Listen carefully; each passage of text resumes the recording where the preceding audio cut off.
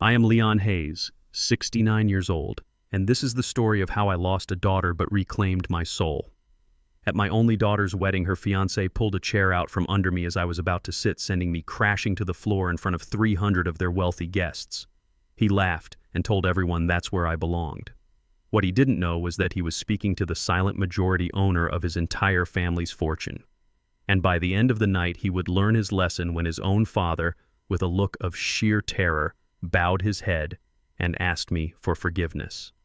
Before I tell you how I turned their perfect day into the beginning of their ruin, please let me know in the comments where you're listening from in the world. And be sure to hit that like and subscribe button if you believe that true respect is something money can never buy. The decay began slowly like rot in the foundation of a house. It started on a Tuesday evening when I heard the crunch of expensive tires on my gravel driveway. That sound was an intruder here in my quiet Atlanta neighborhood where homes are built from brick and memory, not glass and steel. My house, the one where I raised my Amara alone after my wife Iris passed, suddenly felt too small, too simple. The familiar scent of lemon polish and old books seemed to fight a losing battle against the designer fragrance that wafted in from the doorway. Amara came in first, my daughter, the light of my life. She looked tense, her smile not quite reaching her eyes. Right behind her was Brendan. He was tall with perfectly coiffed blonde hair and a suit I knew cost more than my monthly pension. He didn't look at me. He looked through things, his cold blue eyes scanning the family photos on my mantelpiece. My grandfather's old pendulum clock, his gaze lingering for a moment on the worn living room rug. A nearly invisible sneer touched his lips. It wasn't a greeting, it was an appraisal. "Hello, Dad," Amara said, her voice a little too high. She gave me a quick, stiff hug. "This is Brendan. It's a pleasure to meet you, Mr. Hayes," Brendan said, extending a hand. His handshake was limp and cool. He called me Mr. Hayes, not Leon, a calculated distance. We gathered around the oak dining table, the same table where my family of 3 had shared every meal. Now a stranger sat with us, and his presence made the room feel tight, suffocating. Amara tried to make small talk, asking about my garden, mentioning old neighbors, but the conversation faltered, dying in the spaces between her words. Brendan gave one-word answers, his eyes constantly flicking down to the Swiss watch on his wrist. He was a man waiting for the real event to start, and this dinner was merely a tedious formality. Then, after the main course, he placed his fork down with a sense of finality. The performance was about to begin. "Mr. Hayes," he started, his condescending tone cutting through the quiet. "Amara and I have some exciting news. We've decided to get married." He said it like he was announcing a corporate merger. No warmth, no joy. Amara wasn't looking at me. She was studying the wood grain on the tabletop as if it held the secrets of the universe. I forced a smile, the muscles in my face feeling stiff. "Well, that's wonderful news. Congratulations to you both." "Thanks, Dad," Amara whispered to the table. "We've set a date," Brendan continued, taking full command. "Next June, at the Four Seasons downtown. I've already booked the grand ballroom. We're expecting about 300 guests, mostly business associates of my family, of course." He laid out the plans in a monologue, leaving me no space to interject, to ask a question, to feel like a father. I felt like a minority shareholder in my own daughter's life. A pang of grief hit me as I thought of Iris. She would have wanted a wedding in our backyard, surrounded by her hand-planted flowers and our closest friends. That dream, I realized, had died with her. But a father's instinct is strong, no matter what I wanted to contribute. I wanted to be a part of her day. "Brendan," I said, trying to keep my voice steady, "I have some money saved up. I've worked hard my whole life. I want to help pay for things, for my girl." It was my and Iris's savings. The money we'd put away for a trip to Europe we never got to take. The money I had guarded like a final sacred piece of our shared dreams. Brendan looked at me. For the first time all evening, he truly looked at me. Then he chuckled. It wasn't a happy sound. It was a short, dismissive burst of air from the back of his throat. "Oh, Mr. Hayes, that's cute." He said the word cute, dripping with condescension. "But I don't think that will be necessary. You just hold on to your pocket money. A single plate of food at this event will likely cost more than that. My family has it covered." Pocket money. The air left the room. The ticking of the grandfather clock sounded like a hammer striking an anvil. I looked at Amara, pleading with my eyes. "Say something. Defend my dignity." But she didn't. She stared at her plate, a lock of hair falling to hide her flushed face. Her silence was a deeper cut than Brendan's words. In that moment, I understood. My daughter wasn't just marrying a man. She was marrying into his world, a world where her old father, the retired mechanical engineer, had no currency. I was no longer the rock of her life. I had become something else, an embarrassment, something to be managed. I stood up and began clearing the plates. "Let me get dessert," I said, my voice thick. I had to get away from that table before they saw the heartbreak in my eyes. As I turned my back, I knew one thing with absolute certainty. This was only the beginning. The rot was just getting started. 2 weeks later, Amara dragged me to a suit shop with a name I couldn't pronounce. The air inside was heavy with the smell of expensive leather and entitlement. Suits hung on racks like museum pieces, each one costing more than a year's rent. Brendan was already there, sipping an espresso, looking as if he owned the place. He scanned me from head to toe. I was wearing my best suit, the one I'd worn to Iris's funeral. It was well made, the fabric was good, but in Brendan's world it was an antique. "Well, Mr. Hayes," he said, a smug grin playing on his lips. I didn't realize we were attending a 90s-themed party. I clenched my fists at my sides.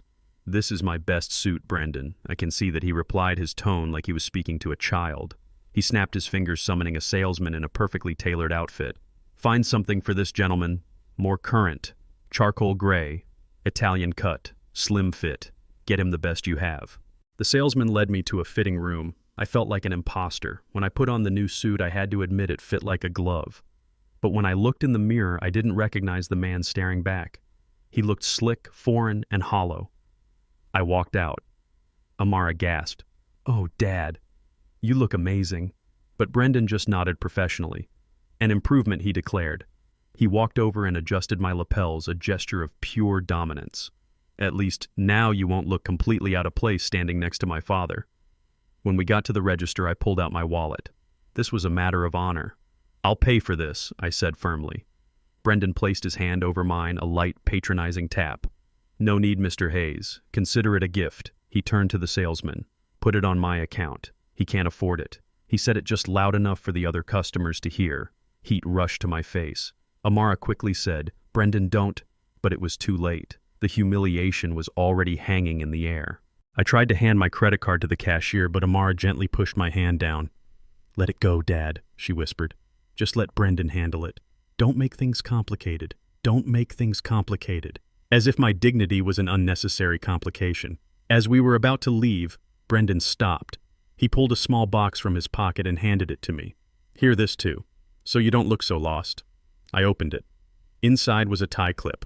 It was supposed to look like silver, but it was light and flimsy, the kind of cheap trinket you'd find in a tourist shop. It was a stark contrast to the $1,000 suit he'd just bought me. I understood instantly. It wasn't a gift. It was a message. He could dress me in expensive clothes, but in his eyes I was still only worthy of cheap things. He was reminding me of my place. I silently took the box and walked out of the store. The Atlanta breeze felt colder than usual. I knew I hadn't just been fitted for a suit. I had been fitted for a new role, the poor, embarrassing father-in-law. And my daughter had just stood by and let it happen. The phone call came on a Tuesday night. I was watching old home videos of Iris, a sad ritual I couldn't seem to break. On the screen, she was laughing, her smile lighting up the whole world. Then the phone rang. It was Amara. "Hey, Dad," she began, her voice hesitant. I knew immediately that something was wrong. "What is it, sweetheart?" There was a long pause. I could hear her take a deep breath on the other end of the line. "Dad, Brendan and I were talking about everyone's roles at the wedding." "Oh, am I still walking you down the aisle?" I asked, a knot of dread tightening in my stomach. "Yes, of course you are," she said quickly. "But about the speeches at the reception." Another pause. "Brendan thinks, well, he thinks it would be better if we skip the family speeches. He wants to keep things modern and streamlined. He's worried you might tell old stories and make the guests feel awkward." Old stories. The memories of me teaching Amara to ride her bike, of the first time she brought a boy home, of the pride Iris and I felt at her college graduation. All of that to Brendan was just old and awkward. My throat felt tight. I understand I lied. "And there's one more thing, Dad," she continued, her voice barely a whisper now. The hotel has a separate entrance for the service staff and the band. It leads right to the reception area. Brendan thinks it would be more convenient if you used that entrance. You know, to avoid any unnecessary attention in the main lobby before the ceremony starts. This time I couldn't lie. The humiliation was cold and sharp. He didn't just want me to be silent. He wanted me to be invisible. He wanted to hide me. I looked at the television screen. Iris was still laughing, oblivious. She had always told me, "You'll give the most beautiful speech at Amara's wedding, Leon. You'll make everyone cry." That dream, like so many others, had just turned to dust. "All right, Amara," I said, my voice now completely devoid of warmth. "If that's what you both want." I hung up the phone before she could say anything else. I didn't want to hear her weak apologies. I didn't want to hear her make excuses for her fiancé. I sat there in the dark, the sound of my wife's laughter from the past echoing in the empty room, and for the first time since she died, I felt truly, completely alone. The day before the wedding, I drove to the Four Seasons. The place was a palace from another world with uniformed doormen and gleaming marble floors. I just wanted to see the hall where my daughter would be married to, feel the space before I was shuffled into it through a back door. I hadn't even made it to the main lobby when a hand clamped down on my shoulder. It was Brendan. He was wearing a polo shirt from some exclusive golf club, looking relaxed and smug. "Mr. Hayes, what a surprise," he said, but his tone said otherwise. He had been waiting for me. "Are you lost?"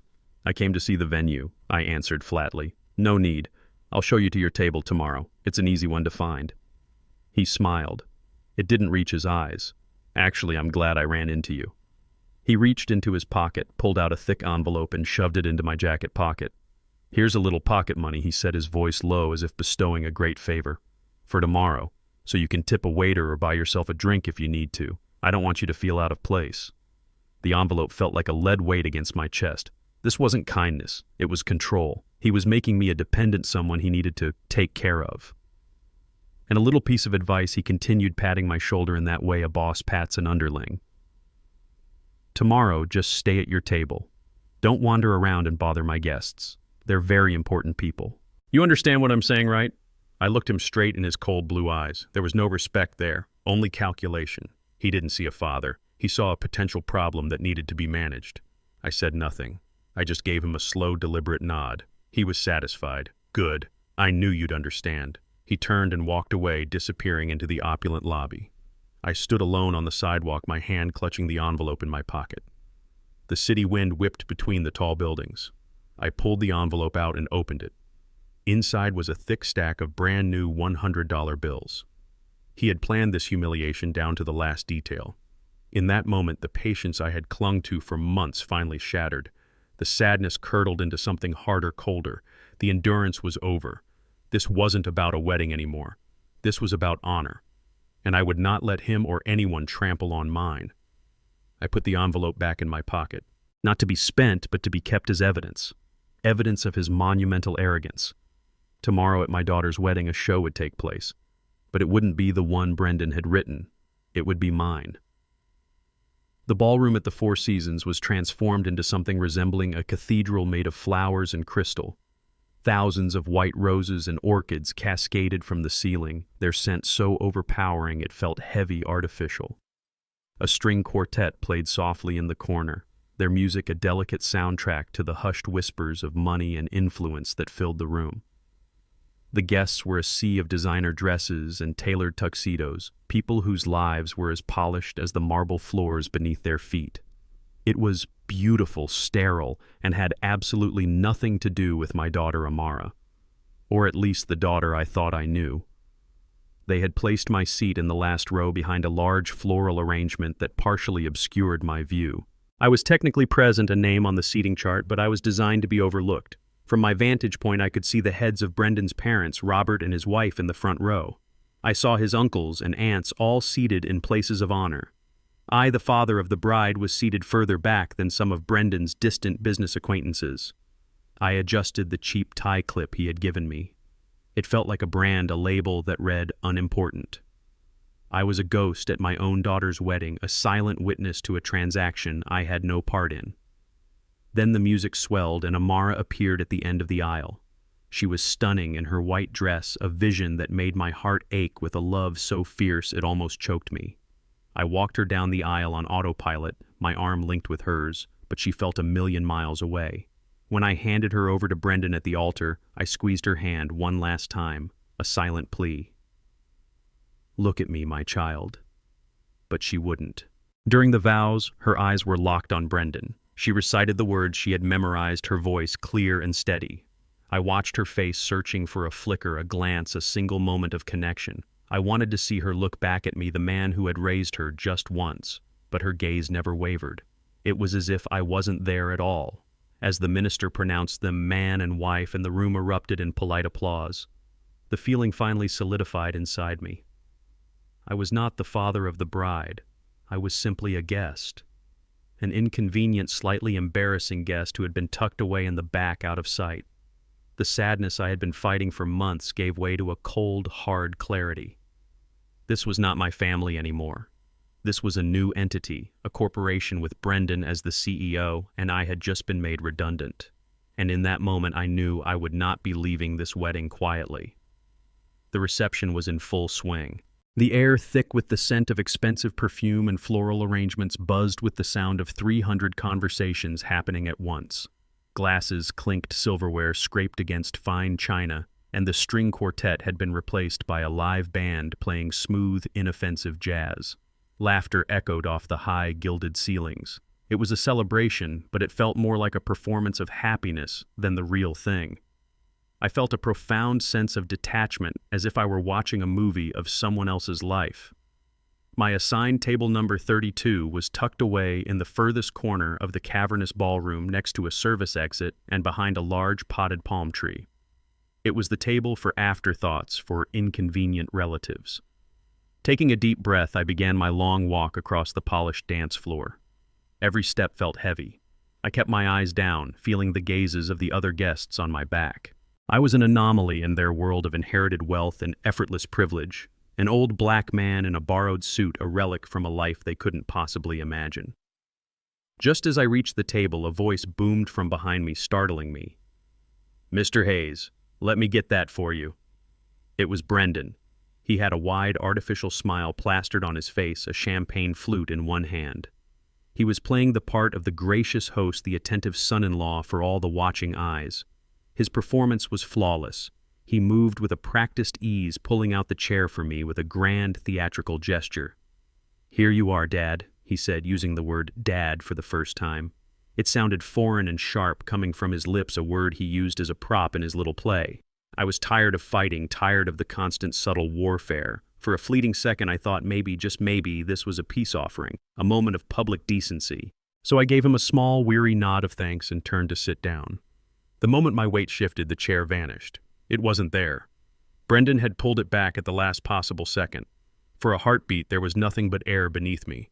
My body, all 69 years of it, plunged downwards. My hands flailed, grasping at nothing. There was a collective gasp from the nearby tables, a sudden sharp intake of breath that seemed to suck all the air out of the room. Then came the sickening thud of my body hitting the hard marble floor. Pain shot up my hip, a blinding electric shock.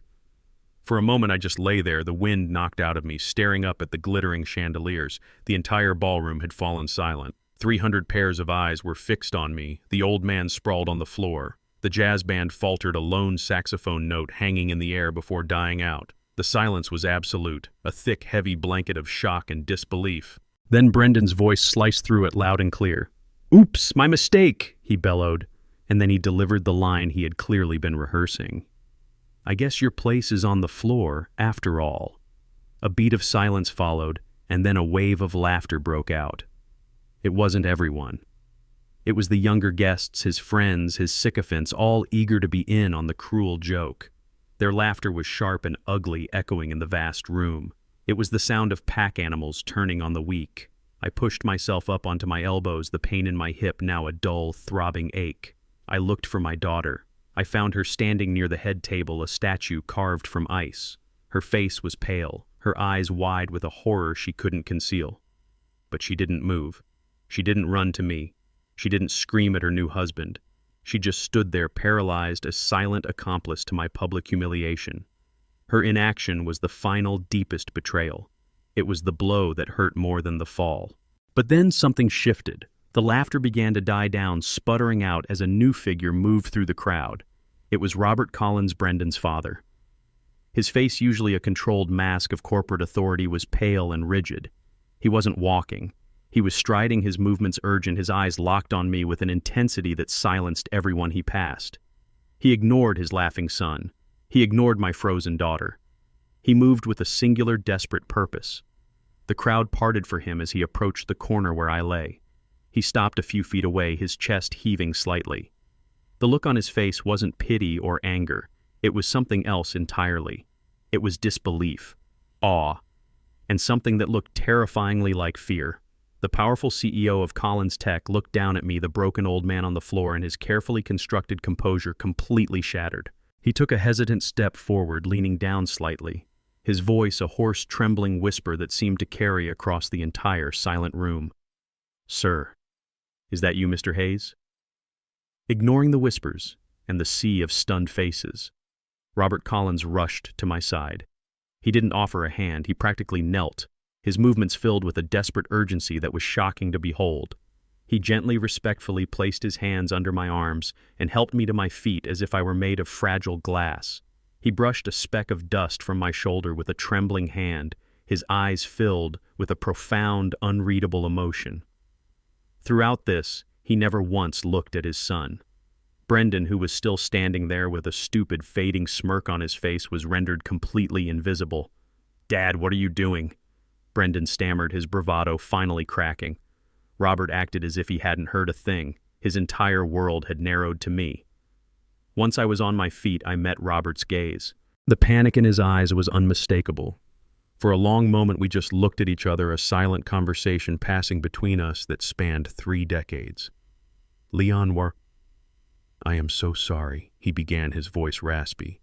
I raised a single hand, and he fell silent. "I'm the father of the bride, Robert," I said, my voice low and steady, each word carefully chosen. "Just the father of the bride. And I came here today expecting a certain baseline of respect, an agreement we made a long time ago." A cold sweat broke out on Robert's forehead. He understood exactly what I was saying. I wasn't talking about the wedding. I was talking about the very foundation his entire life was built upon. I straightened the suit he had paid for. I ran a hand over my lapels, smoothing out the wrinkles from the fall. Then I turned my head and looked at my daughter, Amara. She was still frozen in place, tears silently streaming down her face. She looked like a heartbroken child, but she was a woman who had made a choice. I gave her a slow, deliberate nod.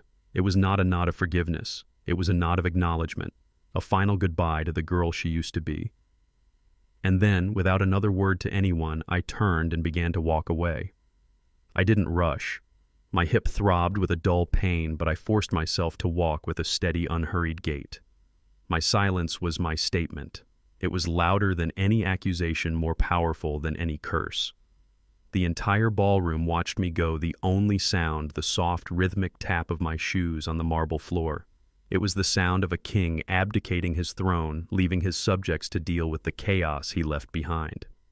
I was halfway to the exit when Brendan's voice, now laced with a mixture of anger and confusion, cut through the silence. "Dad, what the hell is going on? Who is that old man?" He grabbed his father's arm. Robert spun around, his face contorted with a fury I had never seen on him before. He violently shook off his son's hand. "You fool!" he hissed, his voice a venomous whisper that was somehow more terrifying than a shout. "You arrogant, blind fool!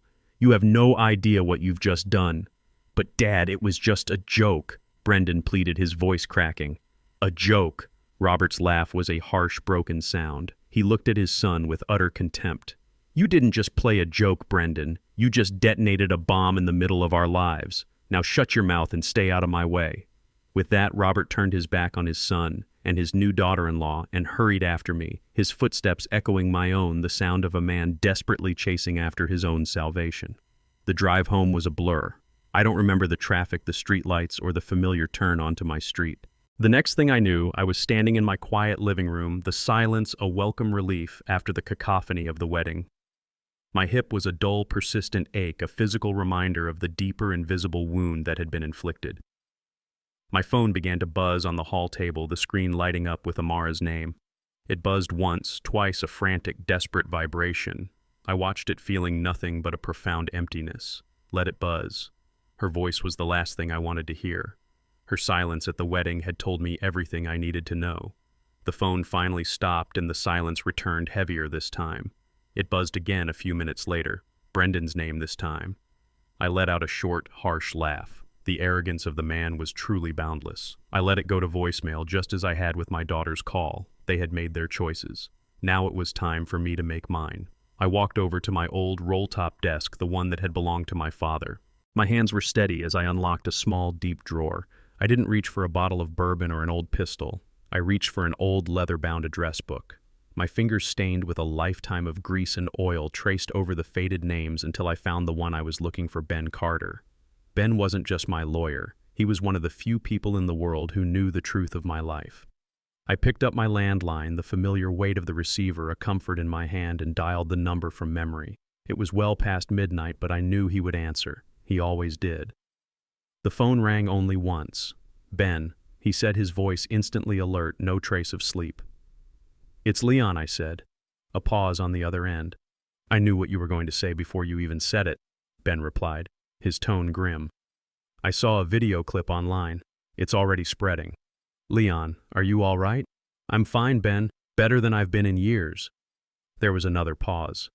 "What do you need?" he asked. "I need you to set up a meeting," I said. "Tomorrow morning, your office. I want Robert Collins there. I want Brendan Collins there. And I want my daughter Amara there as well. It's time." After the call, I walked over to the bookshelf, my feet moving with a purpose I hadn't felt in years. I pulled out a heavy photo album, its pages yellowed with age.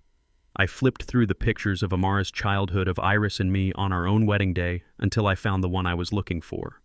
It was a faded photograph from nearly 30 years ago. In it, a much younger me with thick black hair and a confident smile stood with my arm around a nervous-looking young man with a cheap suit and a desperate look in his eyes. That young man was Robert Collins. I wasn't an engineer back then, not just an engineer. I was also an inventor. I had just sold a patent for a new type of hydraulic valve system, a design that would go on to be used in thousands of applications across the country. It had made me a wealthy man overnight, but I had seen what sudden wealth did to people.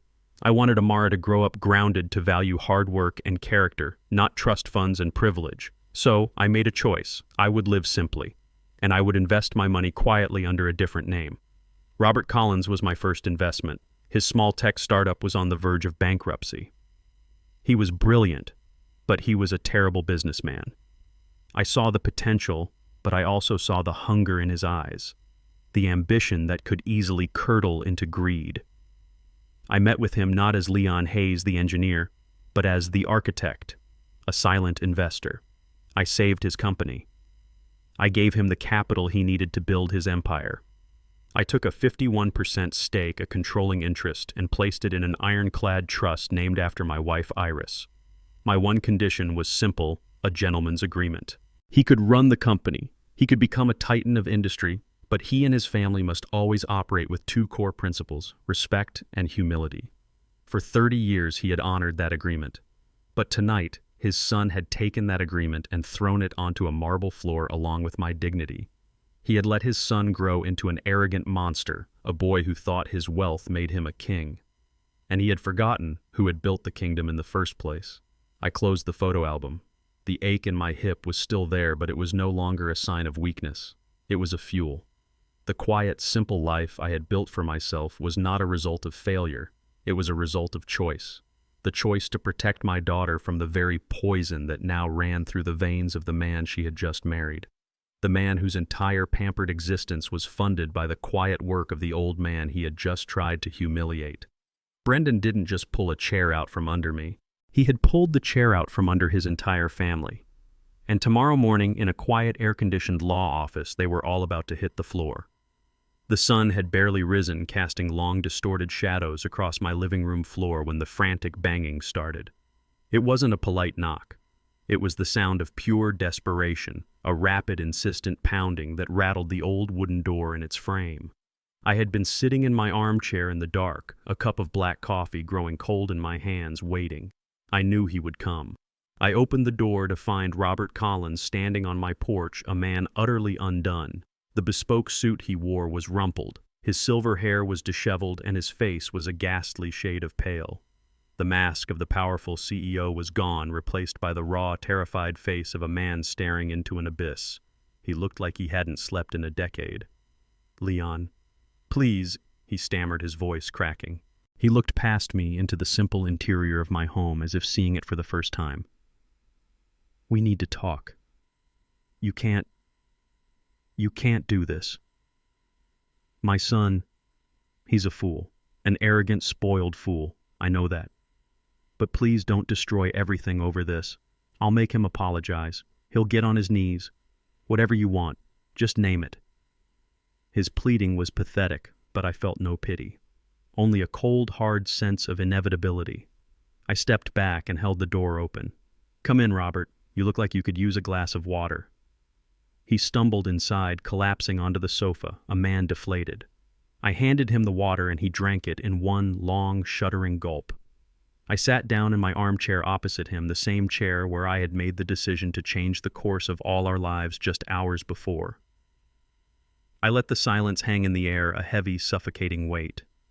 He was the one who had come here begging, so he would be the one to speak first. It was my house, my terms.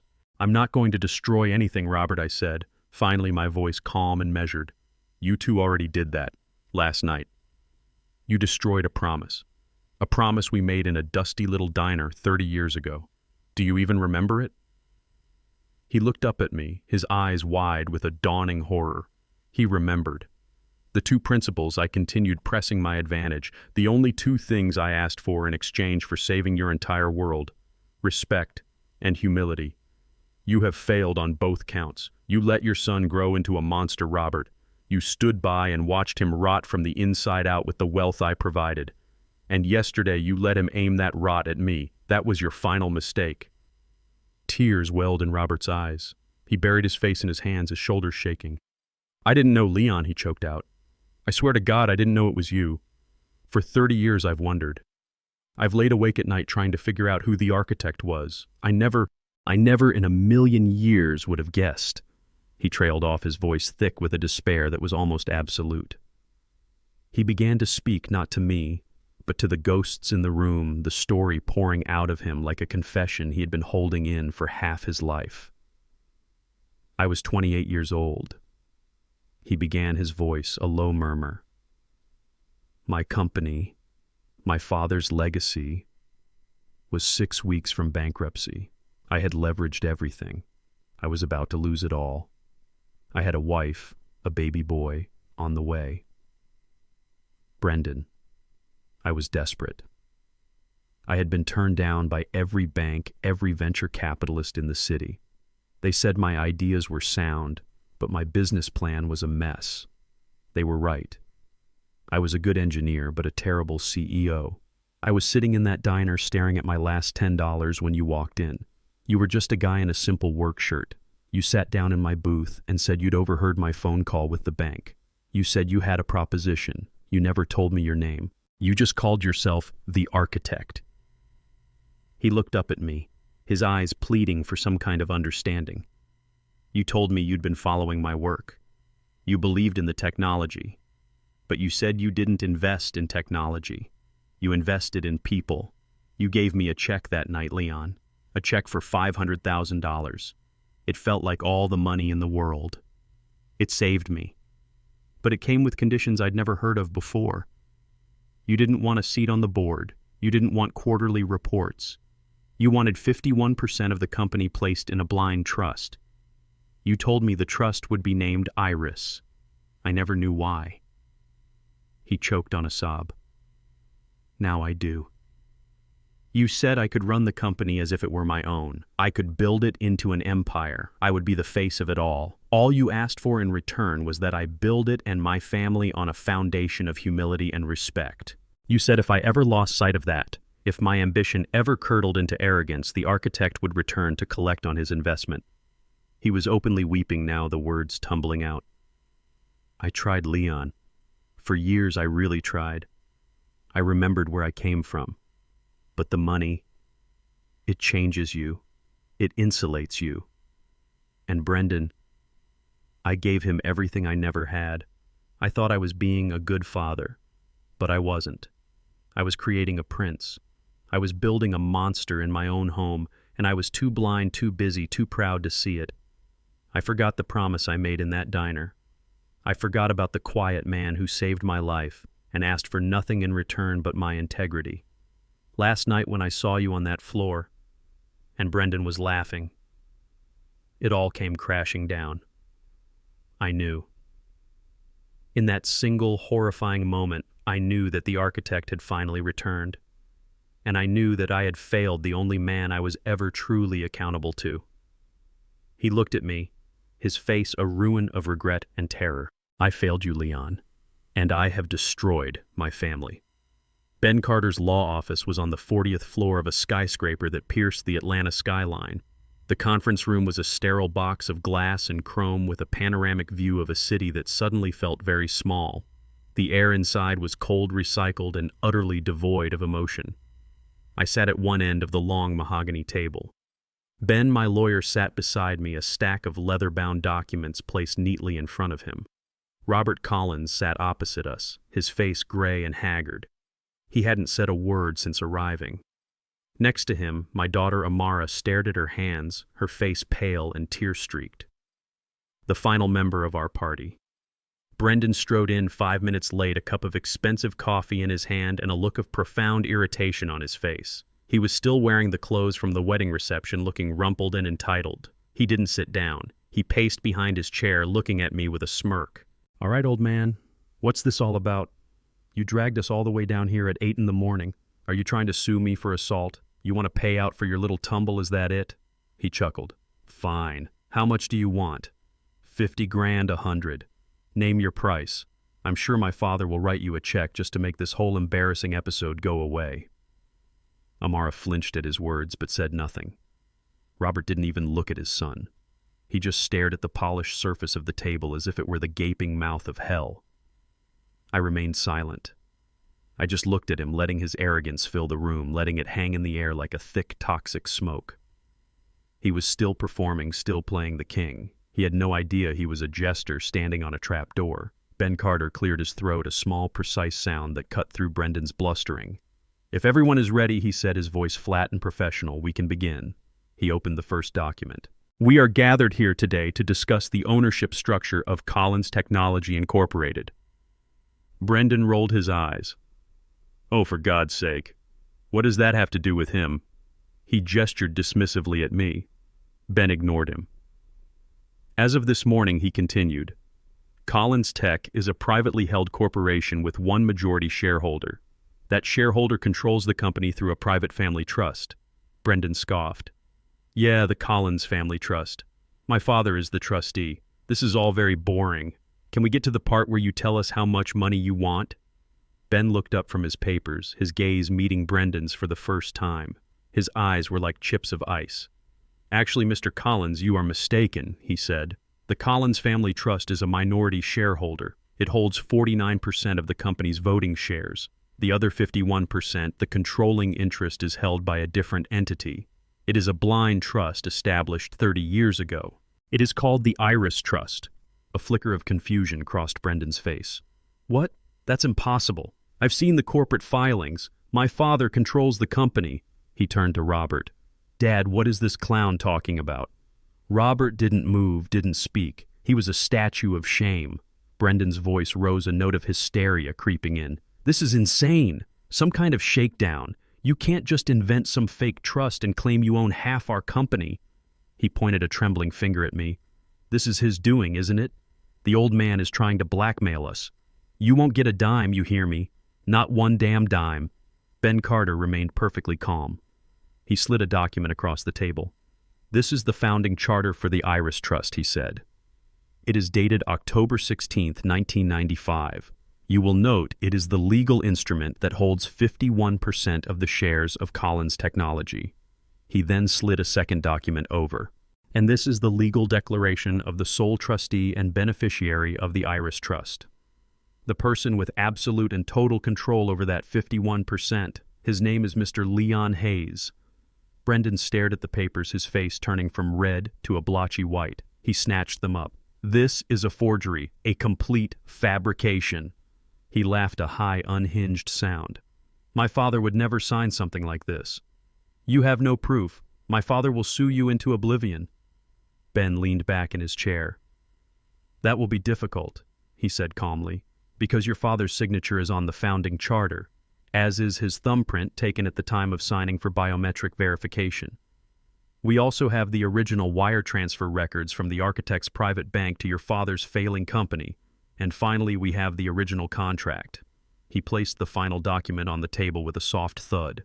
It was old, the paper yellowed at the edges. On the last page were 2 signatures. One belonged to a young, desperate Robert Collins. The other, bold and clear, belonged to Leon Hayes. And next to my signature was my own thumbprint, a perfect, undeniable match. Checkmate. Brendan stared at the papers, his mouth hanging open. The arrogant smirk was gone, replaced by a look of utter slack-jawed disbelief. Amara let out a small, strangled sob. She finally looked at me, her eyes filled with a terrifying, dawning comprehension. She wasn't just looking at her father. She was looking at a complete stranger. Robert finally broke. A deep, guttural sound escaped his throat, and he slumped forward, burying his face in his hands, his body shaking with uncontrollable sobs. The king had fallen. I let the silence sit for a long moment, letting them all drown in the wreckage of their world. Then I spoke. My voice was quiet, but it filled the sterile room. "You wanted to know how much money I wanted, Brendan," I began. "The answer is nothing. I don't want your money. Because it was never your money to begin with. It was always mine." He looked up at me, his eyes wide and blank with shock. "You live in a penthouse apartment, you drive a luxury sports car, you wear $1,000 suits and threw yourself a wedding that cost more than I made in 10 years of hard work. You have lived a life of unimaginable privilege, but you didn't earn any of it. You are not a self-made man. You are a charity case. You are the beneficiary of a 30-year-long investment I made in your father. He was a brilliant man with a failing company, and I gave him a second chance. All of it, Brendan. Every vacation, every expensive meal, every drop of champagne you drank last night was paid for by the man you humiliated. The old man whose place you said was on the floor." I stood up and walked to the window, looking down at the city I had helped build in my own quiet way. "I am the architect. I built the foundation of your entire life. And what did you build on top of it? Nothing. You built a monument to your own arrogance. You saw me, a retired engineer who lives in a simple house, and you saw a man who was beneath you. You never once stopped to consider my character, my history, my worth as a human being. You only saw my bank account, and you found it lacking. That is the fundamental flaw in you, Brendan. You confuse wealth with worth, and you have neither." The silence in the room was broken by a choked sob. It was Amara. She had been staring at me with wide, uncomprehending eyes, but now the tears she had been holding back finally broke free. She looked from me to the mountain of documents on the table, then to the broken figure of Robert Collins, and finally back to me. Her entire reality had been dismantled in the span of 10 minutes. Why she whispered, her voice trembling so quiet I could barely hear her. "Why would you hide this from me, Dad? Why would you let me believe? Why would you let me live a lie?" I turned from the window to face my daughter. The pain in her eyes was a mirror of my own. I walked back to the table, but I didn't sit down. I stood there looking down at the daughter I had raised, the woman she had become. "Because it was never about the money, Amara," I said, my voice softer now, filled with a sorrow that ran deeper than anger. "It was about you. I wanted you to grow up without the poison that wealth can be. I wanted you to learn the value of hard work, of kindness of character. I wanted you to build a life based on who you were, not what you had. And I wanted you to choose a partner who loved you for those same reasons. This money, it was always going to be yours one day. But it came with a test, a silent, lifelong test of your judgment. I needed to know that you could see the true measure of a man, that you wouldn't be blinded by shiny things. I needed to know that the values your mother and I taught you were stronger than the allure of a penthouse and a fancy car. I let you live what you thought was a normal life so you could make a normal human choice. And you chose him. You chose a man who mocked your father's home. You chose a man who tried to buy my dignity with a cheap suit and then silence me. You stood by and watched him humiliate me. You failed the test, sweetheart. Not because you didn't know about the money, but because you didn't know a good man when you saw one. As the weight of my words settled, Brendan's panic finally ignited. The blank shock on his face curdled into a desperate, grasping fear. "No," he stammered, looking wildly between me and his father. "No, this can't be real. It's a trick." He turned to Amara, his voice suddenly pleading, syrupy sweet. "Baby, don't listen to him. I love you. This doesn't change anything between us. It's just money. We can work with this."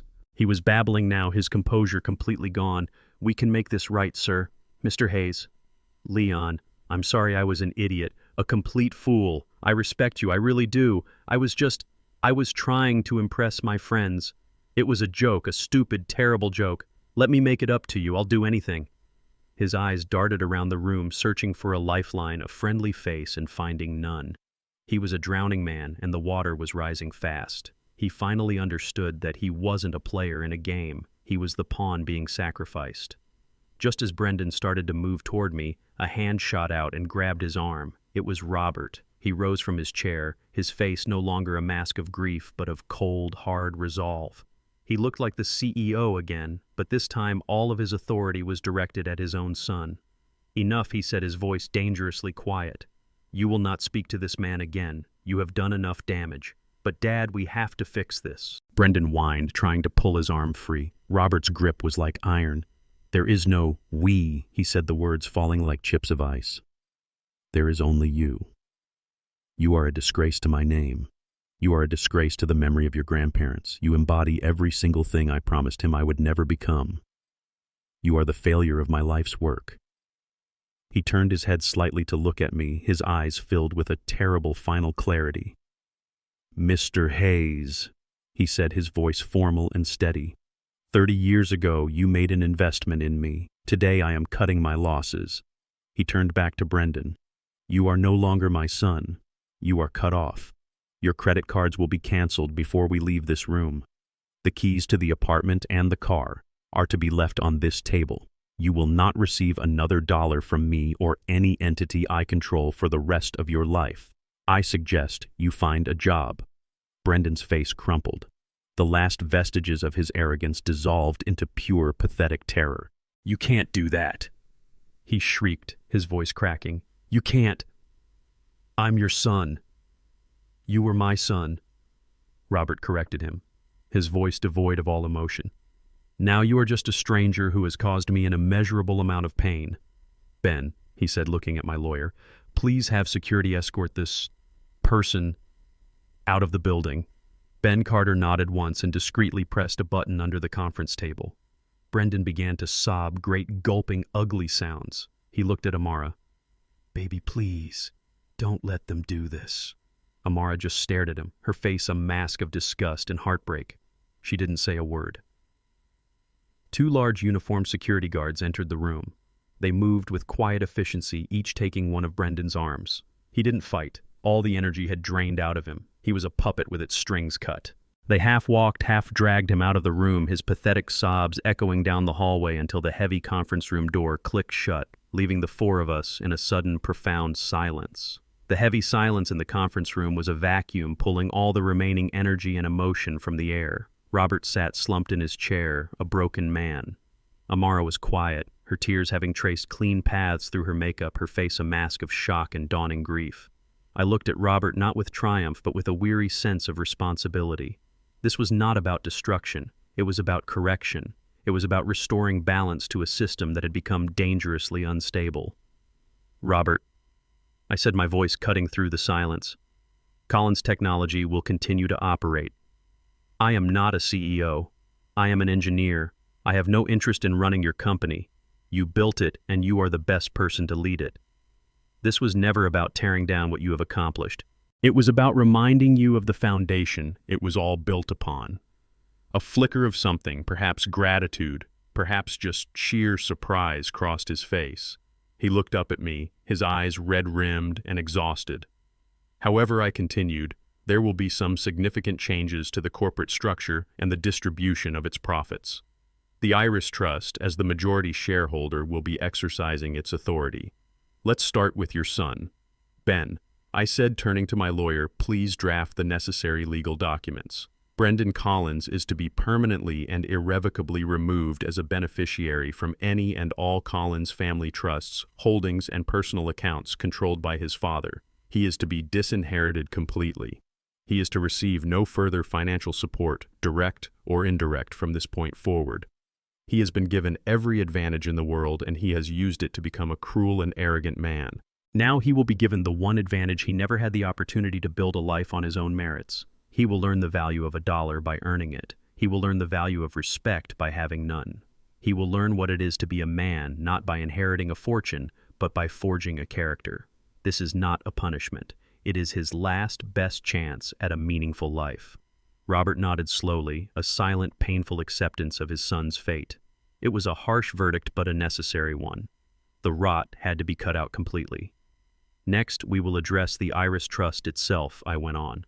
For 30 years, its profits have been reinvested, accumulating into a significant fortune. That purpose is now changing. Effective immediately, the trust will be restructured. 30% of all annual profits from Collins Technology will be redirected into a new charitable foundation. This foundation will be named the Iris Hayes Foundation for Young Engineers. It will provide scholarships, grants, and mentorship programs specifically for underprivileged African American students in the Atlanta area who wish to pursue careers in science, technology, engineering, and mathematics. My wife Iris was a teacher. She believed that talent was everywhere, but opportunity was not. She would have wanted the wealth we created to be used not to build bigger mansions, but to build brighter futures. This money will now be used to give a new generation of brilliant young minds the chance that they might not otherwise have. It will be a legacy of opportunity, not of entitlement. It will be a testament to the idea that true worth comes from what you create, not what you inherit. Finally, I turned my attention to the most difficult part. I looked at my daughter Amara. The remaining assets of the Iris Trust. The majority of this fortune will be placed into a new secondary trust in your name, I told her, my voice softening. But you will not have access to it. Not yet. Amara looked up, her eyes filled with a fresh wave of tears, but this time it was not shock. It was a flicker of understanding. I didn't do any of this to hurt you, I said. I did it to protect you. And that protection must continue. You have just ended a marriage that was based on a lie. Your judgment is clouded. You need to rediscover who you are away from the influence of wealth and the men it attracts. The conditions for you to access this trust are simple, but they are not negotiable. You will get a job that pays a real wage. You will support yourself entirely on what you earn for a period of no less than 5 years. You will also be required to volunteer 100 hours per year at the new foundation to see firsthand the lives you have the power to change. After 5 years, if you have met these conditions, you will gain access to 1/3 of the trust. If you continue to maintain a stable, independent life for another 5 years, you will gain access to the rest. This money is a tool, Amara. It is not a crutch. I need to know you can stand on your own 2 feet before I hand you the resources to move mountains. This is your test, the one that truly matters. Your chance to prove not to me, but to yourself, that you are more than the life you almost chose. She didn't argue. She didn't protest. She just looked at me, the father she was only just beginning to know. And for the first time since this nightmare began, she slowly, deliberately nodded. 3 months passed. The autumn leaves had begun to fall, carpeting my small lawn in shades of gold and crimson. The world had moved on, and so had we. Amara had filed for divorce. I had learned from Ben that she had moved into a small apartment downtown and had found a job working for a local nonprofit that helped build community gardens. She hadn't called, and I hadn't pushed her. We both needed time to let the dust settle to find our footing in this new reality. Then one Sunday afternoon, her modest sedan pulled into my driveway. When she stepped out, I saw a different woman. She wore simple jeans and a sweater. Her hair was pulled back without any fuss, and her face was free of the heavy makeup she used to wear. She looked tired, but she also looked lighter. More like the girl I remembered, the one who wasn't afraid to get her hands dirty in the garden with me. She walked up to the porch holding a large flat package wrapped in brown paper. "Dad," she said, her voice quiet but clear. "Can I come in?" I nodded and held the door open for her. We sat in the living room, the same room where the long, painful journey had begun. She placed the package on the coffee table between us. "I wanted to bring you something," she said. She unwrapped it carefully. It was a thick, beautifully bound photo album with a leather cover. She opened it to the first page. It was a picture of my Iris on our wedding day, her smile so bright it seemed to generate its own light. Amara had spent weeks gathering old photos from relatives, restoring them and putting them together. Page after page was filled with my wife's life, our family's true history. It was the most precious gift I had ever received. "I'm so sorry, Dad," she whispered, tears welling in her eyes again. "Not for the money, but for everything else. For not seeing you, for not defending you, for not being the daughter you and Mom raised me to be." I looked at my daughter, and for the first time in a very long time, I saw her clearly. The real her. The good, kind person who had been buried under a mountain of insecurity and bad choices. I know I said, and I reached my hand across the table, palm up. She looked at it for a moment, then placed her hand in mine. Her grip was firm. It wasn't the hug of a child seeking comfort. It was the handshake of an equal. A new beginning built on the hard ground of truth. Later that evening, long after she had gone, I sat alone in my armchair. The photo album lay open on my lap, turned to my favorite picture of Iris laughing in our backyard. The house was quiet. A deep, profound peace had settled over it, a peace that had been absent for far too long. The anger was gone. The hurt had faded. The order had been restored.